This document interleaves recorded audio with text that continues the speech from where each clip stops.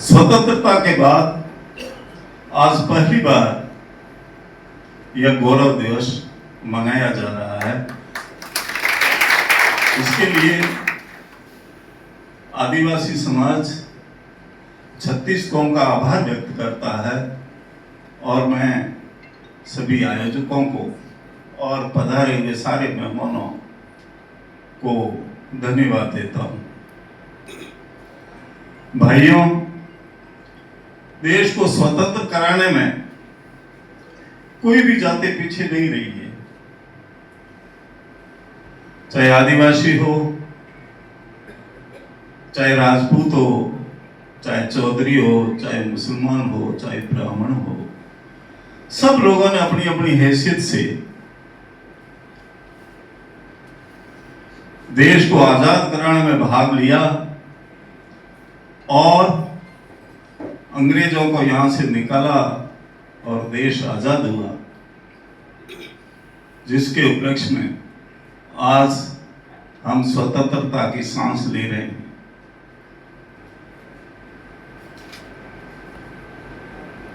सबसे ज्यादा जिन्होंने जेलें भुगती और फांसी के फंदे पर चढ़े उन स्वतंत्र सेनानियों को भी मैं नमन करता हूं। चंद्रशेखर जी, मंगल पांडे, सुखदेव जी, राजगुरु, भगत सिंह जी, सुभाष चंद्र बोस आदि कई ऐसे क्रांतिकारी हुए हैं जिन्होंने अंग्रेजों को खिलाफ विद्रोह किए और हंसते हंसते फांसी के फंदे पर चल गए। इस काम में औरतें भी पीछे नहीं रही। झांसी की रानी जैसी औरतों ने स्वतंत्रता संग्राम में बहुत जोर से भाग लिया और अंग्रेजों के दांत खट्टे कर दिए थे। खुद अंग्रेज मानते हैं कि हिंदुस्तान में झांसी की रानी जैसा कोई भी योद्धा नहीं था। तो मेरा कहने का निवेदन ये है कि सबने देश को आजाद कराने में भाग लिया। आदिवासियों ने तो बहुत पहले से ही इस आजादी में बुगुल बजा दिया था, मगर भीलम के पास, आदिवासियों के पास केवल धनुष बाण थे, तलवारें थी। उनके पास न शिक्षा थी, न ही पेन थी, इसलिए उनका वो पूरा इतिहास नहीं लिखा गया है। बिहार में, मध्य प्रदेश में, उड़ीसा में आदिवासियों ने दूसरी जातियों के साथ बढ़ चढ़ करके भाग लिया और देश को आजाद कराया। स्वतंत्रता संग्राम में लड़ने वालों में भगवान बिरसा मुंडा का नाम इतिहास में स्वर्ण अक्षरों से लिखा गया है। ये एक आदिवासी नेता थे और इन्होंने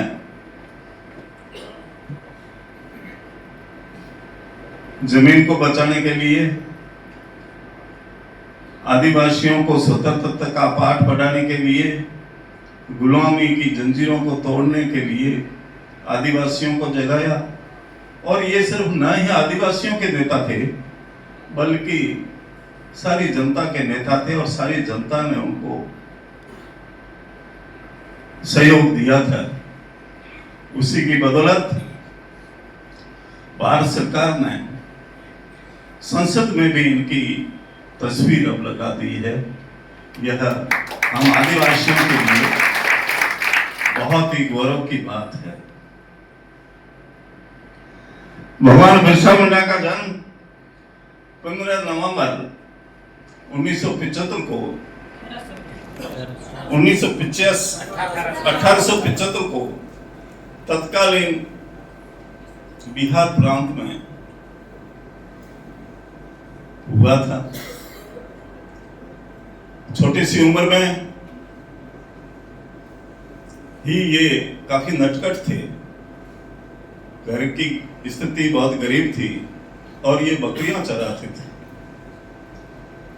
और बकरियां भी वो ढंग से नहीं चराते थे, और बांसुरी बजाने के बहुत ही शौकीन थे। तंग आकर के इनकी मां ने इनको इनकी मामा के पास भेज दिया। वहां पर ये 2-3 साल पढ़े। वहां पर स्कूल क्रिश्चियन स्कूल थी, अंग्रेजों की मिशनरी की स्कूल थी, जिसमें उसी बच्चे को एडमिशन दिया जाता था जो क्रिश्चियन धर्म पाले। भगवान बिरसा मुंडा का नाम वहां पर स्कूल में बिरसा डेविड के नाम से दर्ज किया गया, और इनका धर्म परिवर्तन हो गया। 2-1 साल रहे, मगर ये वहां की व्यवस्था के खिलाफ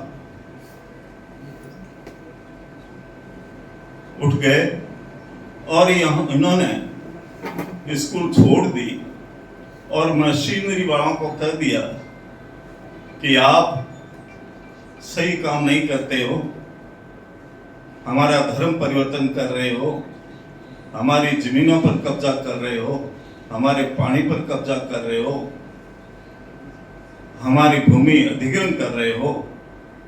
इसलिए उन्होंने स्कूल छोड़ दी और ये वापिस अपने गांव आ गए।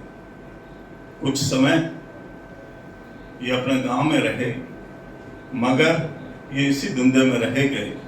अंग्रेजों के खिलाफ ये लोगों को संगठित करने लगे, आदिवासियों को जगाने लगे और विद्रोह की आग भड़काने लगे। इस कारण से अंग्रेजों ने इन्हें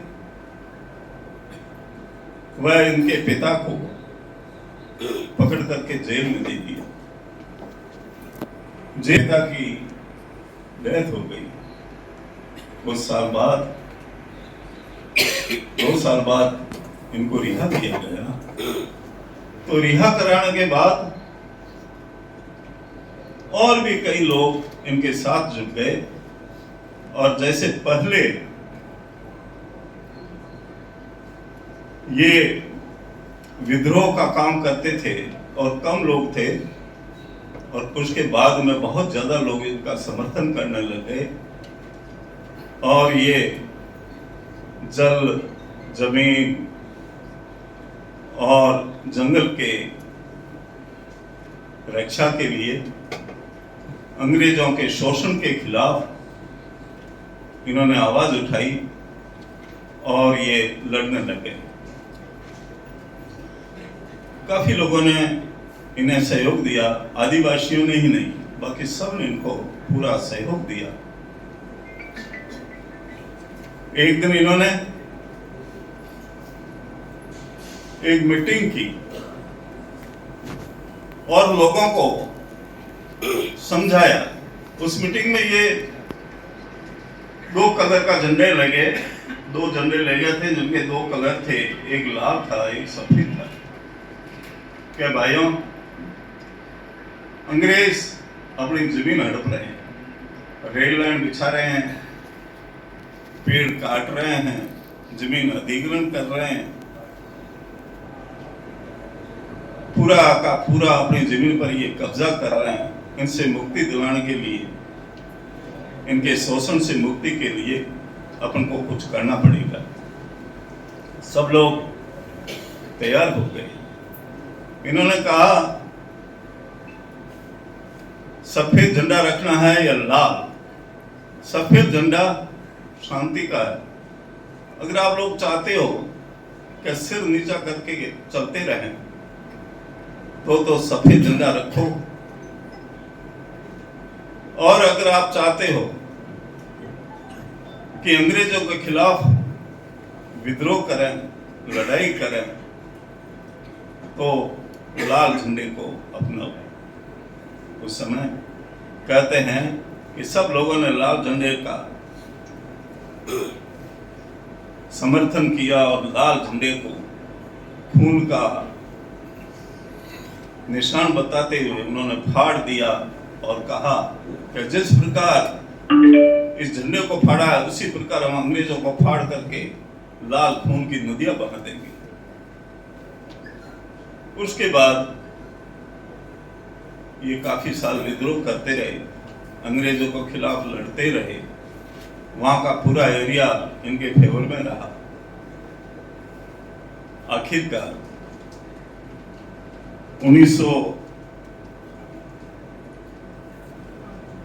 3 मार्च 1900 को इन्हें गिरफ्तार कर लिया गया और 9 जून 1900 को इन्हें जेल में डाल दिया। और कहते हैं कि इनको हैजा हो गया सरकारी कागजों में, मगर वास्तव में इनको जहर दे करके मार दिया। इनकी मुख्य मांग ये भी थी कि आदिवासी स्वतंत्र हो, आदिवासियों का शोषण नहीं हो और हमारा झारखंड राज्य अलग होना चाहिए। इन्हीं की मांग पर सरकार ने सन 2000 में झारखंड राज्य को अलग से मान्यता दे दी, झारखंड राज्य अलग बना दिया। ये एक उनको सच्ची सरकार की ओर से श्रद्धांजलि थी। भाइयों,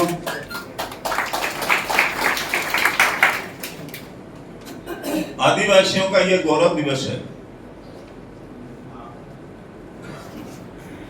कई आदिवासी यहां हुए हैं जिन्होंने अंग्रेजों के खिलाफ लड़ाई लड़ी है।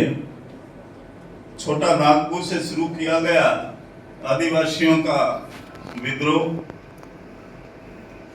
स्वतंत्रता प्राप्ति तक रहा और कुल 61 विद्रोह आदिवासियों ने अंग्रेजों के खिलाफ किए थे, जिसमें 1831 में कोल विद्रोह, 1855 में संथाल विद्रोह, 1895 में बिरसा आंदोलन, 1803, 1862, 1879, 1880 में आंध्र प्रदेश में विद्रोह हुए और 1837 से 1856 तक उड़ीसा में कंग विद्रोह प्रमुख है।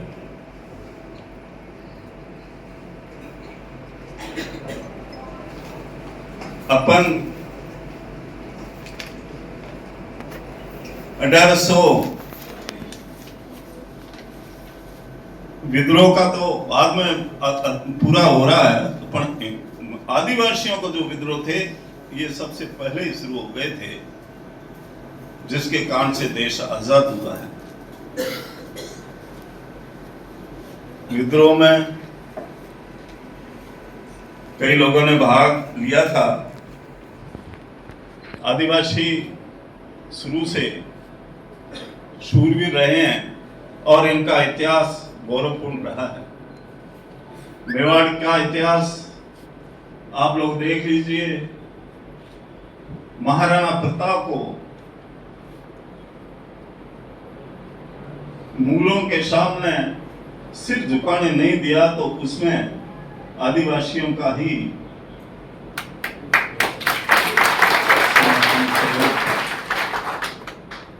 हल्दी घाटी का युद्ध में आदिवासी भी बहुत ज्यादा लड़े थे और कहते हैं कि उस लड़ाई में हल्दीबाई भीलनी भी लड़ी थी और उसी के नाम से उस घाटी का नाम हल्दी घाटी पड़ा है। महाराणा प्रताप लगभग 23-24 साल तक भीलों के साथ रहे और भील इन्हें कीका कहते थे। ये आप लोगों ने इतिहास में पढ़ा है। कीका का मतलब वो उनके पुत्र के समान, पेरेंट्स के समान थे और वो पूरी उनकी रक्षा करते थे और भीलों ने उनकी रक्षा की। अगर आज भामाशाह नहीं होता, भील नहीं होता, तो शायद एक इतिहास में महाराणा प्रताप का नाम नहीं होता। इसी भांति पूर्व में कोटा में कोटिया भील राजा हुआ है। कहते हैं कि उसका सिर तलवार से अलग कर दिया था, मगर फिर भी वो लड़ते रहे। वो लड़ते रहे, जब कमर में तलवार मार करके उनका धड़ भी अलग कर दिया, फिर जाकर के वो गिरे। और कोटा के पास में जो इनका महल था, वहां पर इनका मंदिर बना हुआ है छोटा। उसमें सिर, धड़ और पैर तीनों ही अंग रखे हुए और तीनों की पूजा होती है। इस प्रकार भील जात गौरवमयी रही है, बहादुर रही है। तात्या टोपे ने स्वतंत्रता संग्राम में बहुत भाग लिया था। उसे अंग्रेज रॉबिन हुड कहते थे। एकलव्य भील ने जो गुरु दक्षिणा दी है, उससे आप सब लोग वाकिफ ही हैं। गोविंद गिरी जी के नेतृत्व में जो मानगढ़ पहाड़ी पर भीलों का बलिदान हुआ था, भीलों को अंग्रेजों ने मारा था, उससे भी आप लोग वाकिफ हैं। अंग्रेजों के खिलाफ, अत्याचारों के खिलाफ, शोषण के खिलाफ भीलों ने मीटिंग की थी, जिस पर अंग्रेजों ने निहत्थे भीलों पर बंदूक की गोलियां चलाकर के कम से कम 1500 उन भीलों को मार दिया था। इसी प्रकार बालिका कालीबाई का नाम भी इतिहास में अमर है। भीलों ने इतिहास में देश की रक्षा करने में बढ़कर चढ़कर के भाग लिया है और कहीं भी भीलों ने कभी भी अपने ऊपर कलंक नहीं लगाने दिया है। पुराना इतिहास अपन बोले तो आंध्रा में शिव पुराण में पढ़ा होगा, एक कनप्पा भील था जो शिवलिंग पर शिकार करके और उसकी सेवा करता था। एक दिन शिव जी ने